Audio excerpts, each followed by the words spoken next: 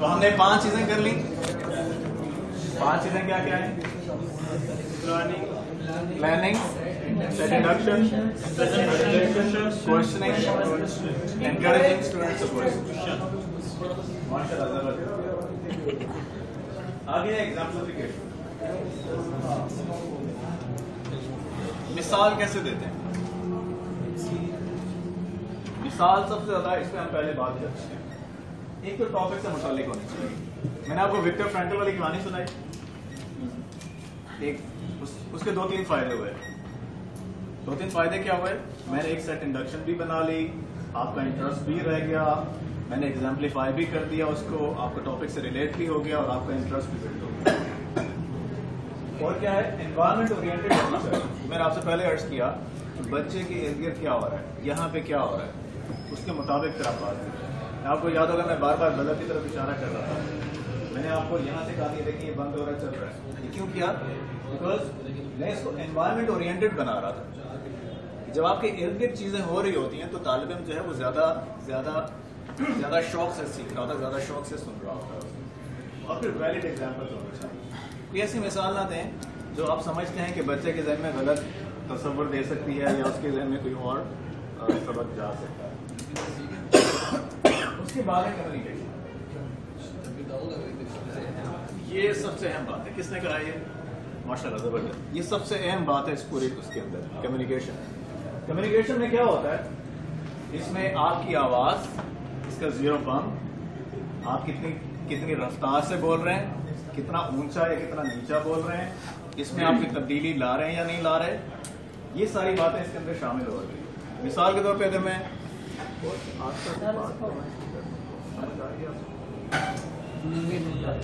अब आ रही है समझ आपको?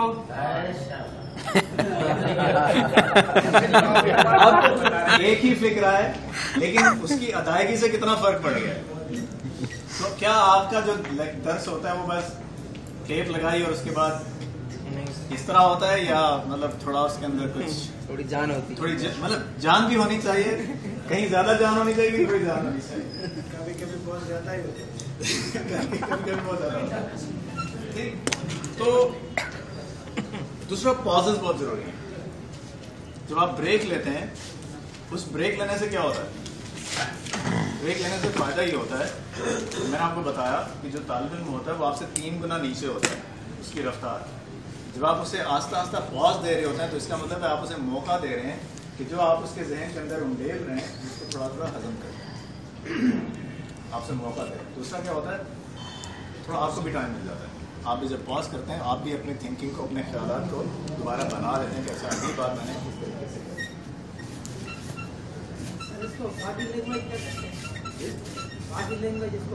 बिल्कुल कह सकते। कम्युनिकेशन में 2 चीजें हैं, वर्बल कम्युनिकेशन और non verbal communication. Verbal communication वो है जो आपके अल्फाज से आ रही है और नॉन वर्बल कम्युनिकेशन वो है जो आपको इशारात से आ रही है। बॉडी लैंग्वेज, आप जिस तरीके से खड़े हुए हैं, जिस तरीके से आप बात कर रहे हैं। मिसाल के तौर पे अगर मैं यहाँ पे ऐसे खड़ा हुआ हूँ, देखें लेक्चर जो है ना वो अच्छा होना चाहिए, उसमें आप अच्छी तरीके से बात करेंगे तो अच्छा लगेगा आपको। ज़्यादा तब्दीली भी अच्छी नहीं होती, अच्छी भी होती है, पता नहीं क्या होता है। अब एक ही आवाज़ है, एक ही तरीके से चली आ रही है और मैं ऐसे खड़ा हूँ जैसे मतलब सहारे की जरूरत। उस्ताद बीमार है, उससे क्या होता है? जब आप तालिब इल्म के ज़हन में ये बात आती है कि उस्ताद बीमार है तो उसे तरस आना शुरू हो जाता है। जब उसे तरस आता है तो फिर उस्ताद तालिब इल्म ये कहता है उस्ताद को, मैं तो जुल्म कर रहा हूँ उस्ताद के ऊपर, तो आज मुझे पढ़ने की कोई जरूरत नहीं है, ज्यादा प्रेशर नहीं दे रहा है, सर आप आराम करें, आप आराम करें जी, ठीक है। हाँ, मुझे याद है एक दिन मुझे शदीद बुखार था और मार्केटिंग का लेक्चर था MBA 3 को, शदीद सर्दी थी उस दिन और टाइम कम था, लेकिन मैंने कहा कि अब मैं घर जाऊंगा तो लेट हो जाऊंगा। मैंने स्टूडेंट्स को बताया भी नहीं है कि आज लेक्चर नहीं होगा तो ये सबके साथ ज्यादती हो जाएगी। तो मैंने कहा यार चलो खैर है, लेक्चर ले लेते हैं। वो 3 घंटे का लेक्चर था और शदीद बुखार की कैफियत में मैंने वो लिया। और जब लेक्चर एंड हुआ तो मैंने फिर सबसे माजरत की मैं बड़ा माजरत खाऊं आपसे कि आज मुझे बुखार था, तो हो सकता है कि मैं लेक्चर सही ना दे सकूं। तो स्टूडेंट्स ने कहा सर आज तो पता नहीं लगा, आज तो ज्यादा अच्छा लेक्चर लग रहा था। ये मैं आपको क्यों बता रहा हूँ, ये इसलिए बता रहा हूँ, अगर मैं पहले बता देता कि आज मुझे बुखार है लेक्चर से पहले, तो शायद मैं आप लेक्चर सही ना दे सकूं, तो काम गलत हो जाता है। तो हुआ ये कि बाद में मैंने अपने आप को एनालाइज किया कि ऐसा क्यों हुआ है कि मैंने बुखार के बावजूद वो लेक्चर दिया और बच्चे ये कह रहे हैं कि ये लेक्चर इसमें एनर्जी ज्यादा थी। तो मुझे अंदाजा हुआ कि मुझे लगा कि इसका मतलब ये है कि मैं चूंकि बुखार में था तो मैंने उस बुखार को कवर करने के लिए ज्यादा जोर लगाया होगा। जब वो ज्यादा जोर लगाया तो वो ऊपर से भी उससे ऊपर निकल गया ना, लेकिन बच्चों को नहीं महसूस हुआ। अब आप मुझे ये बताएं उनके जहन में क्या चीज गई होगी? उस्ताद हमारा कितना ख्याल रखता है। और ये भी कि उस्ताद अगर बुखार के बावजूद अपना काम कर सकता है तो हमें भी अपने बुखार के बावजूद अपना काम करना चाहिए। ये वो छोटी छोटी चीजें हैं जो आप स्टूडेंट के तालिब इल्म के जहन में डालते हैं, जो उसको किसी और तरीके से समझ नहीं आ रही होती। अगर आप उसे 15 लेक्चर देते रहे ना, यार काम बड़ा जरूरी है, सख्त मेहनत बड़ी करनी चाहिए, चाहे बुखार भी हो तब भी करना चाहिए, उनको वो 15 लेक्चर से वो बात समझ नहीं आएगी जो वो इस एक छोटी सी बात से समझ आ रही है। ठीक। और कम्युनिकेशन में क्या होता है, स्टूडेंट के लेवल को आप कैसे देखते हैं? कुछ स्टूडेंट्स होते हैं जो बहुत अच्छे होते हैं, कुछ स्टूडेंट होते हैं जो बहुत जरा अल्लाह ताला ने इतना नहीं नवाजा होता, उसका आप क्या इलाज करते हैं? दरमियानी लेवल पे रहते हैं, उससे और कोई टेक्निक बताएं।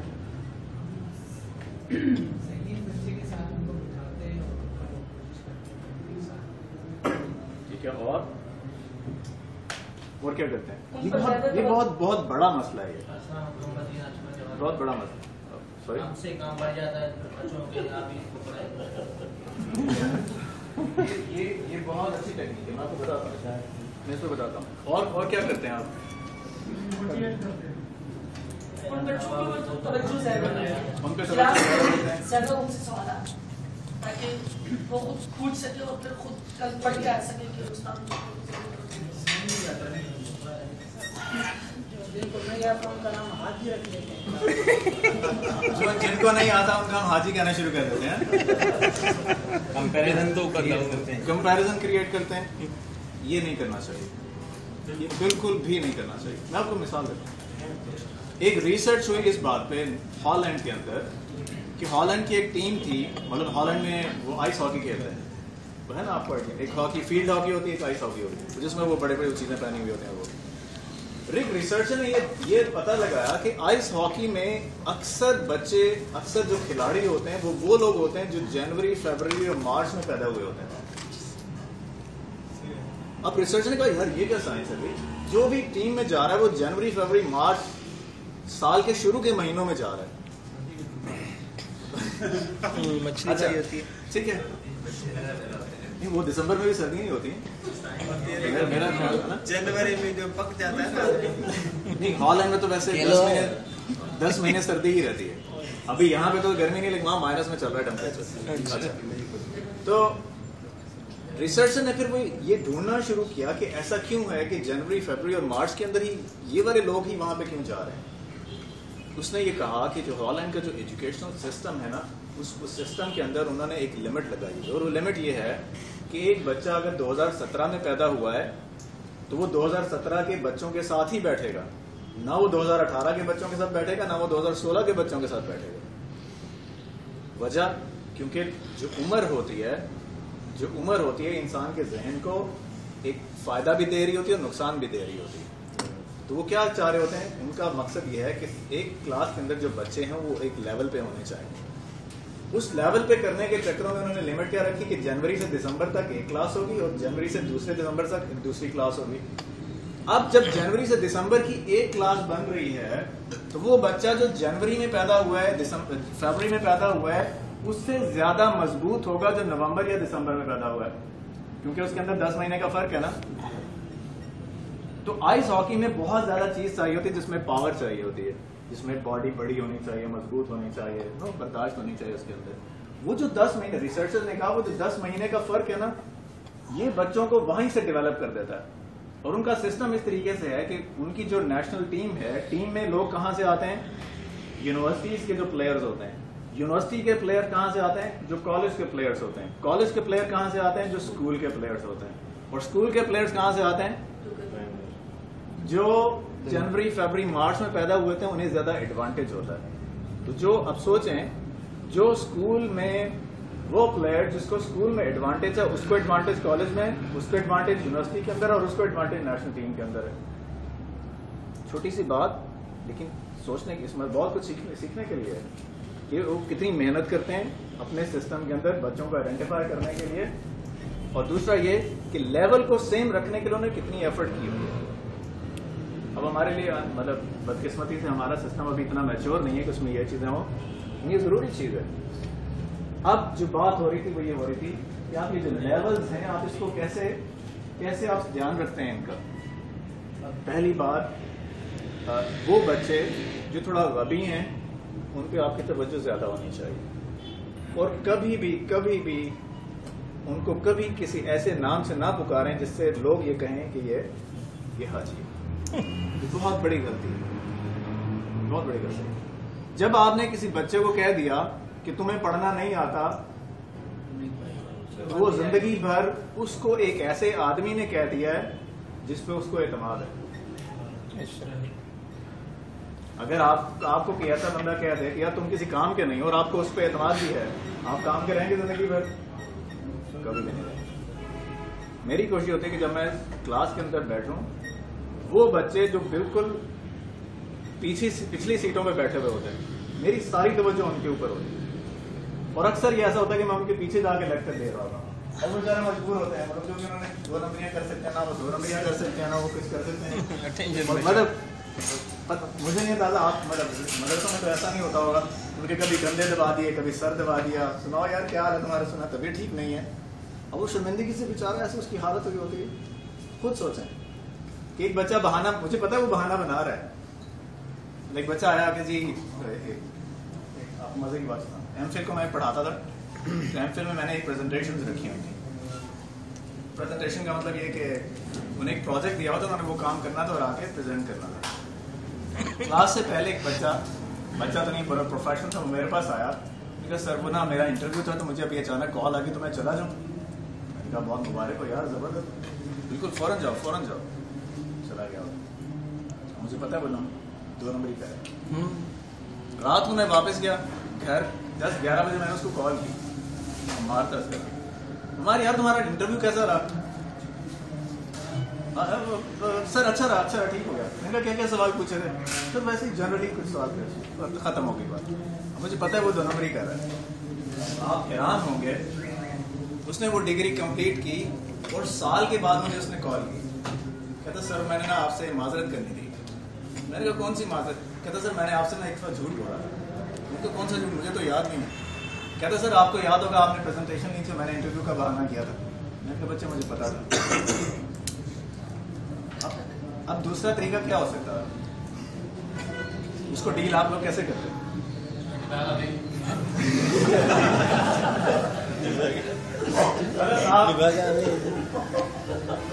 अब एक तरीका ये हो सकता था कि वो मुझे बहाना बनाता है, मैं उसे डांट दूं, यार कोई इंटरव्यू नहीं है, तुमने प्रेजेंटेशन देनी है।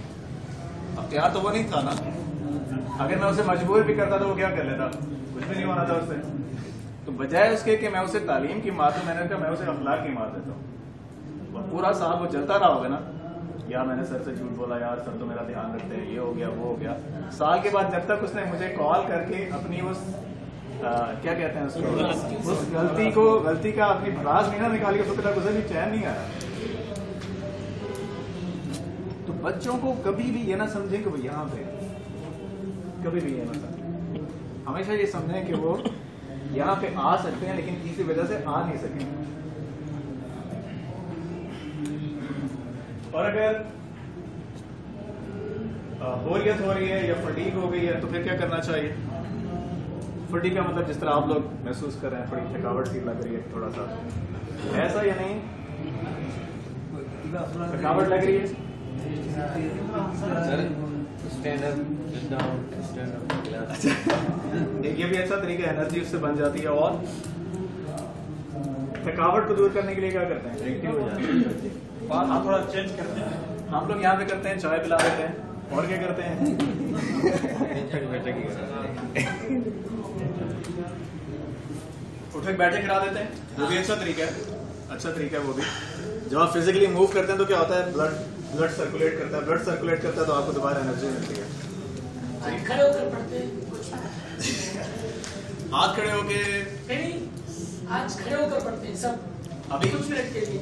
अभी नहीं, वैसे क्लास में बैठे जी माजरत चाहता हूँ जी, ठीक हो गया। और उसके बाद है non verbal communication. Non verbal मैंने आपको बताया कि जो आपकी बॉडी लैंग्वेज होती है, आपको पता है 7% वर्बल कम्युनिकेशन होती है और 93% नॉन वर्बल होती है। 93% नॉन वर्बल होती है। अब जितना भी भाषण मैंने आपको दिया है, भाषण किसी भाषण का मतलब